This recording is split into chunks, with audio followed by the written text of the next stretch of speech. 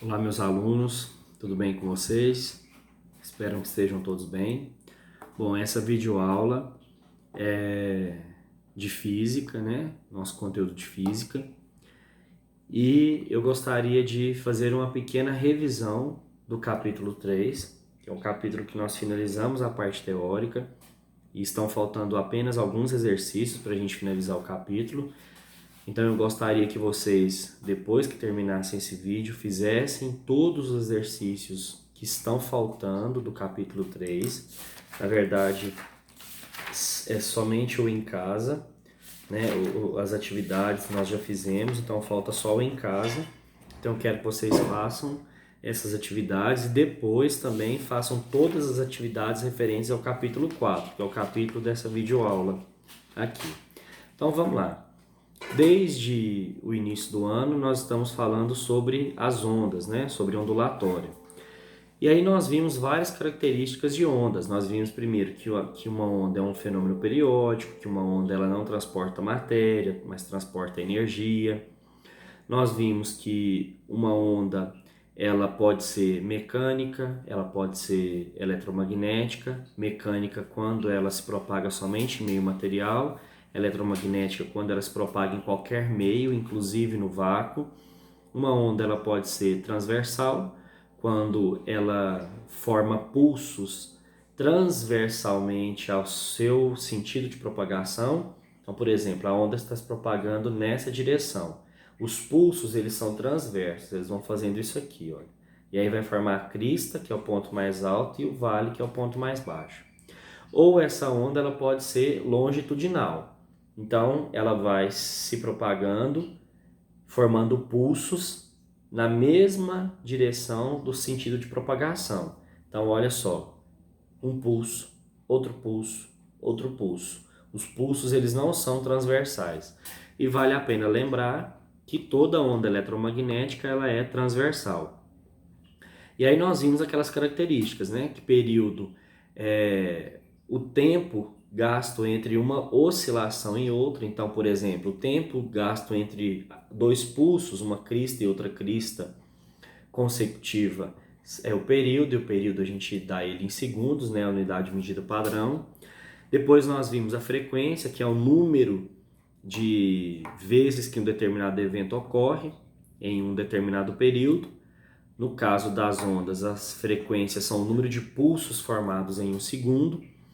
Vimos o comprimento de onda, que é a distância entre duas cristas ou dois vales consecutivos. Vimos que também uma onda tem amplitude, que é a distância entre o ponto de equilíbrio e a crista, ou a distância entre o ponto de equilíbrio e o vale. E aí nós vimos que a frequência de uma onda é sempre determinada pela fonte. A fonte é que vai determinar a frequência e que essa frequência ela também vai determinar a quantidade de energia que essa onda está transportando. E nós vimos que existe uma relação entre o comprimento e a frequência.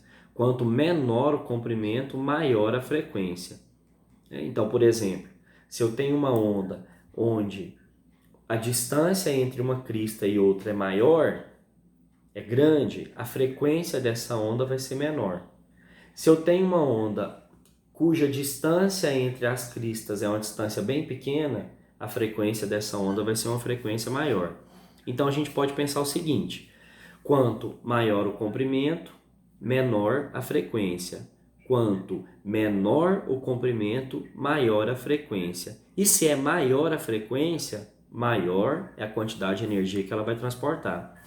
Por isso que as micro-ondas elas conseguem transportar tanta energia, porque elas são ondas com comprimento muito curto.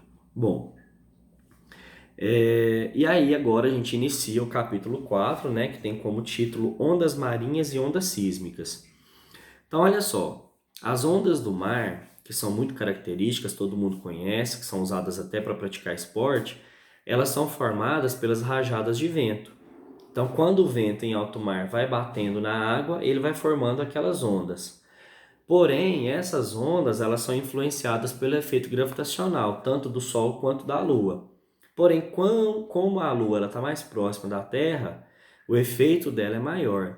Então, por exemplo, dependendo da posição que a Lua está, A maré pode subir ou a maré pode abaixar, porque a gravidade lunar, né, a força gravitacional da Lua, está puxando essas ondas. Bom, e essas ondas marinhas, elas são ondas circulares. Então a gente tem até uma imagem muito boa aqui na apostila que mostra, olha só, a formação desses círculos. Então a onda ela tem lá um pulso, né? Depois esse pulso ele desce, só que ele volta. Então essas ondas marinhas elas são ondas circulares. E é interessante a gente pensar nisso, que um determinado objeto, né, uma boia que está em alto mar, ou até um surfista que está lá na onda, por causa desse movimento circular, ele não é empurrado para frente nem para trás, ele só vai subir e descer, subir e descer. E a gente pode pensar, então como que o barco ele se movimenta em alto mar, se a onda só sobe e desce? Mas é que o barco ele tem a vela, ou ele tem um propulsor, uma hélice que vai empurrar ele para frente, né? A vela ela é empurrada pelo vento. Mas se dependesse somente da onda, o navio, o barco, o surfista, uma boia em alto mar ficaria só subindo e descendo, fazendo movimentos verticais. Mas na verdade, as ondas, né, elas fazem movimentos circulares, então tanto na vertical quanto na horizontal. Muito bem.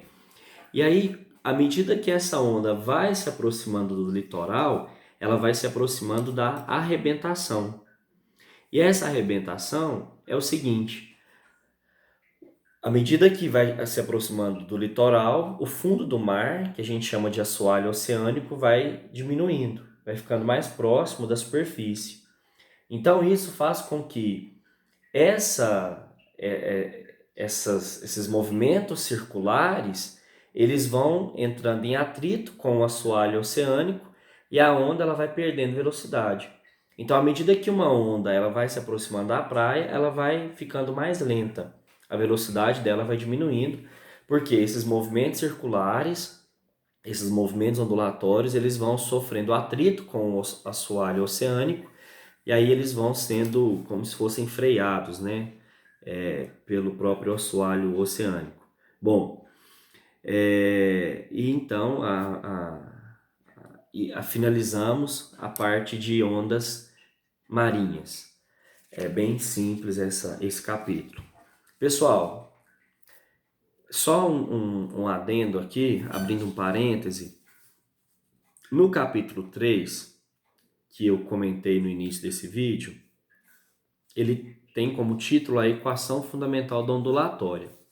Então nós vimos o seguinte, e isso eu gostaria de relembrar, antes de eu continuar o capítulo 4, que nós aprendemos algumas fórmulas no capítulo 3 que vale a pena a gente relembrar. Então, por exemplo, aqui está espelhado, né? Então vai ficar revertido aí para vocês. Mas é o seguinte, aqui eu tenho o V de velocidade, a lambda que é comprimento e o F de frequência. Então, para calcular a velocidade de uma onda, eu multiplico o comprimento pela frequência da onda. E aí o resultado vai ser em metros por segundo. Se eu quero calcular o comprimento, eu utilizo essa fórmula. Comprimento é igual a velocidade dividido pela frequência. E o comprimento ele vem em metros. E se eu quero calcular a frequência, frequência é igual a velocidade dividido pelo comprimento. Lembrando que a unidade de medida de frequência é o Hertz. Mas essas fórmulas eu só estou relembrando, porque eu passei todas para vocês em sala de aula, pedi para vocês anotarem na apostila. Bom, mas continuando então com o capítulo 4 da nossa apostila. Aí lá na página 482, a gente começa a falar das ondas sísmicas. Bom, ondas sísmicas são ondas geradas por abalos na crosta terrestre. Crosta ou crosta terrestre. Bom, mas o que é isso? O que são esses abalos e como eles são gerados, né? Aí a gente vai voltar um pouquinho lá na matéria de geografia, que vocês aprenderam aí, não sei em qual série, é sobre a teoria das tectônicas, né? Das placas tectônicas ou teoria da tectônica global. Então é o seguinte, nós sabemos que a Terra esse planeta é formado por 3 camadas, né? Se a gente fizesse um corte, nós veríamos 3 camadas bem distintas. O núcleo, que é a parte mais interna, que, por incrível que pareça, é a maior parte da esfera terrestre. Esse núcleo ele é formado pelo núcleo interno e o núcleo externo. Núcleo interno é sólido por causa da alta pressão e o núcleo externo é líquido. Depois do núcleo vem o manto. E a gente tem o manto inferior e o manto superior. O manto ele é formado por rocha bem plástica, né? Bem pastosa mesmo, quase que líquida, por causa da alta temperatura. E depois do manto a gente tem a última camada da Terra, que é a crosta, essa camada onde nós estamos. E essa crosta ela tem uma espessura variável, aí, a média de 40 quilômetros de espessura, mas há algumas regiões que ela pode chegar a 100 quilômetros de espessura. Bom, e por incrível que pareça, nós nunca conseguimos perfurar nem a metade da crosta terrestre, né? O máximo que já foi perfurado, se não me engano, foram 12 quilômetros. Se depois cavaram mais do que isso, é uma informação que eu ainda não tenho. Mas então, assim, é impossível, pelo menos com a tecnologia que nós temos hoje, chegar no manto terrestre, ainda mais no núcleo. Bom, mas aí o que acontece?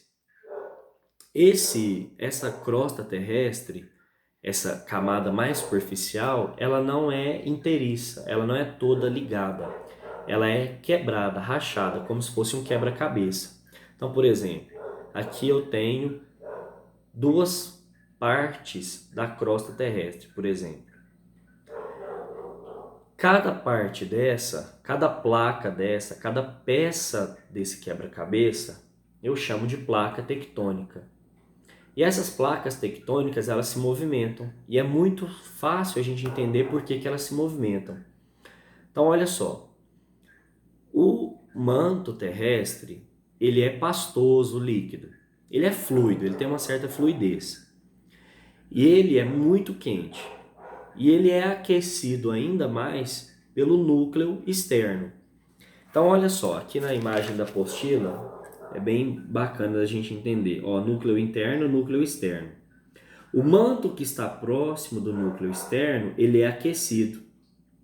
Quando esse núcleo é aquecido, ele sobe. Por quê? Materiais aquecidos, eles perdem densidade, ficam mais leves e tendem a subir. Isso acontece com o ar, por exemplo. Então, o manto inferior, que está próximo ao núcleo externo, vai ser aquecido, vai ficar mais leve, né? Perde densidade e sobe. Chegando lá na parte mais próxima da crosta terrestre, ele perde temperatura, ele resfria. Quando ele resfria, ele fica mais denso, fica pesado e desce. Só que quando ele desce, ele é aquecido e sobe. E aí, então vai formando esse movimento circular, o movimento de convecção térmica. Nós aprendemos isso ano passado no 4º bimestre em física, movimento de convecção térmica. Então, o manto, tanto o manto inferior quanto superior, ele está em constante movimento. E aí esse movimento que o manto faz, então imagina, essa mão aqui é a crosta terrestre e essa mão aqui de baixo é o manto. Então esse movimento do manto empurra as placas tectônicas e elas acabam se movimentando. E elas podem fazer diversos tipos de movimento. Nós temos, por exemplo, o movimento em que uma placa tectônica se aproxima da outra, um movimento em que uma placa tectônica se afasta da outra, um movimento em que uma placa tectônica desliza embaixo da outra, uma por baixo e a outra por cima, e o movimento mais traumático de todos é quando uma placa tectônica ela desliza ao lado da outra. E por que esse evento aqui é traumático? Na verdade, todos os eventos, todos os movimentos, eles são traumáticos. Eles vão gerar algum evento geológico. Porém, esse movimento de uma placa tectônica deslizar ao lado da outra é o mais traumático de todos, porque a interface, esse lado aqui da placa tectônica, não é lisinha igual a minha mão, é irregular. Então tem alguns pontos de trava nessa placa tectônica. Então, por exemplo, uma placa está deslizando ao lado da outra. De repente ela chega aqui e trava. Só que ela trava, mas o manto continua empurrando ela. Então ela vai fazendo força, e a energia cinética, que é a energia do movimento, vai sendo armazenado na placa tectônica na forma de energia potencial elástica. Isso acontece por milhares de anos. Então, milhares de anos, uma placa tectônica forçando na outra, armazenando energia potencial elástica, até que de repente essa irregularidade aqui, ela não suporta mais a força, né, a quantidade de energia potencial elástica e arrebenta. E aí uma placa tectônica, depois de ter armazenado durante milhares de anos energia potencial elástica, converte essa energia potencial elástica em energia cinética de forma muito rápida, muito bruta. Então há um movimento muito rápido. E esse movimento rápido é o que gera aqueles terremotos, né, que são destrutivos, muito comuns no Japão, no Chile, na falha de San Andreas, lá se não me engano, na Califórnia, nos Estados Unidos, não sei. Então, esse tipo de movimento é o mais traumático, é o que gera os piores terremotos, os terremotos mais destrutivos aí, que nós temos ao longo dos anos aí nesses locais.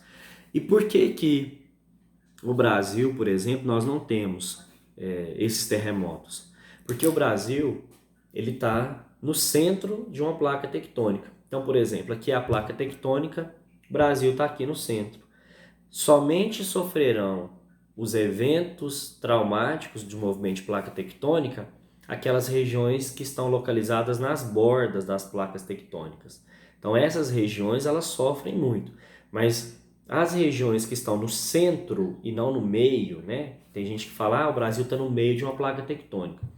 No meio é como se a gente estivesse aqui, ó, no meio da crosta terrestre. A gente estaria afundado a 20 quilômetros de profundidade. Então nós estamos no centro de uma placa tectônica. E por estar no centro de uma placa tectônica, esses eventos geológicos eles não são perceptíveis aqui para nós. Bom, mas aí então, quando ocorre esse travamento e depois essa liberação da energia, vai formar esse abalo sísmico, que pode ser formado também por outros movimentos, mas esse aqui é o mais comum. E aí esse abalo sísmico, ele ocorre num ponto específico lá da crosta terrestre, numa certa profundidade. Aquele local onde ocorreu aquele abalo eu chamo de hipocentro. Só que esse abalo ele vai se irradiar, ele vai se espalhar por vários pontos, inclusive para a superfície da crosta terrestre. Essas regiões que recebem esse abalo, né, por onde o abalo sísmico ele se propaga, eu chamo de epicentro. Então, hipocentro é o local lá na crosta terrestre onde ocorreu o abalo. E as regiões onde esse abalo se propaga, eu chamo de epicentro. Bom, e aí esses abalos eles geram ondas que se propagam nas rochas. E aí eu tenho dois tipos de ondas, eu vou usar uma imagem da apostila, que fica mais fácil para poder explicar. Dois tipos de ondas comuns durante um abalo sísmico. Eu tenho aqui, olha só, as ondas P, esse P aqui é de primário, e as ondas S de secundário. Olha só, essas ondas P, elas são ondas horizontais. A propagação dela, a perturbação, é de forma, não é horizontal não, é longitudinal. Então a propagação dela é de forma longitudinal. Então imagine o seguinte, imagina que o abalo foi gerado aqui, nessa região. Eu vou fazer o seguinte, eu vou virar a apostila, porque assim fica mais fácil de vocês entenderem. Imagine que aqui é o fundo da crosta terrestre, né? Sei lá, 30 quilômetros de profundidade. E aqui foi gerado o abalo sísmico. Esse abalo ele vai gerar uma onda que vai se propagando de forma longitudinal. Então, o abalo gerou uma perturbação, que gerou uma compressão na rocha. Essa rocha comprimida depois liberou essa compressão, então nós temos um pulso. Esse pulso foi se propagando, gerando compressões nas rochas, essas rochas foram liberando essas compressões e o pulso foi subindo até chegar lá na superfície. Então esse tipo de propagação aqui, que é longitudinal, eu chamo de ondas P. Então toda onda P, durante um abalo sísmico, ela é longitudinal. Agora, além de se propagar de forma longitudinal, uma onda pode se propagar de forma transversal. Então a rocha, olha só o que vai acontecer com ela. Ela vai se propagando não só de forma longitudinal, mas também de forma transversal. Então essa onda aqui, essa onda gerada por um abalo sísmico, eu chamo de ondas S de secundárias, e elas são transversais. Então, para finalizar essa parte, as ondas P são as primárias, elas são longitudinais, e as ondas S são as secundárias, elas são transversais. Muito bem.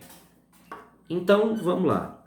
As regiões que acabam recebendo esses abalos sísmicos, as regiões onde são foco desses terremotos, elas sofrem muito. Então, o que é feito como forma de prevenção e alerta? Eles instalam sismógrafos nessas regiões. E o que é um sismógrafo? Sismógrafo é um aparelho muito sofisticado que consegue detectar pequenos abalos que estão sendo gerados lá no fundo da crosta terrestre.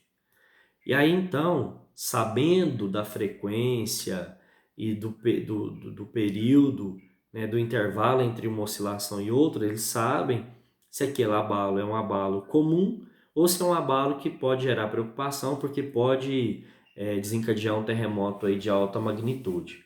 Então eles usam esses sismógrafos. Só que nós temos dois tipos de sismógrafos.